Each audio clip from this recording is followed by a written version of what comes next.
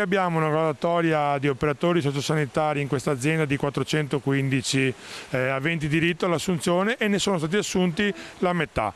Chiediamo che vengano assunti tutti quanti, visto la carenza di organico che c'è in tutti i reparti e servizi di operatori sociosanitari.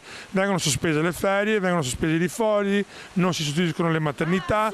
Abbiamo personale che ha vinto un concorso legittimo che è in scadenza a luglio, quindi fra 2 mesi e mezzo è in scadenza, e le ULSS non stanno ancora assumendo. Dopo il presidio dello scorso 30 aprile in campo San Tomà a Venezia organizzato da FPCGL Veneto, i sindacati sono tornati a far sentire la loro voce per sollecitare la Regione a dar corso alle assunzioni di personale risultato idoneo all'ultimo concorso indetto da Azienda Zero e prorogare i termini delle graduatorie in scadenza il prossimo luglio. Ho fatto il concorso.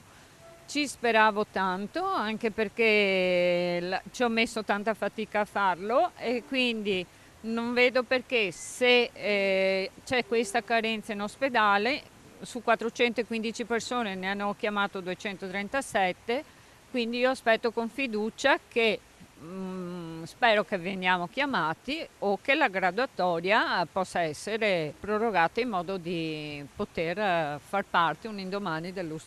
Tutta l'ULSS che è in carenza, in tutte le sedi, dall'ospedale civile all'Angelo, Dolo, Mirano, Chioggia, non c'è un reparto che non sia carente in questo momento. I sindacati chiedono un'azione urgente anche alla luce di quanto dichiarato dalla Regione dopo l'ultimo presidio. La Regione Veneto si era impegnata, quando abbiamo avuto l'incontro con l'assessore Lanzarin, a dare mandato alle ULSS di procedere velocemente con le assunzioni e lo scorrimento delle graduatorie, ma ad oggi non abbiamo questo segnale.